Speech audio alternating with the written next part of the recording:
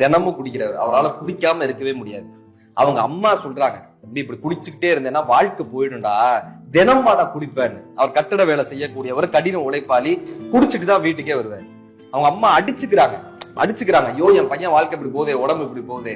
இப்ப அவங்க அப்பா எவ்வளவோ அறிவுரை சொல்றாரு, குடிக்காதரா, உடம்பு கெட்டு போகும்டா, குடிக்காதரா, குடிக்காம இருந்தா தாண்டா தெளிவா யோசிக்க முடியும். கேட்கவே இல்லை.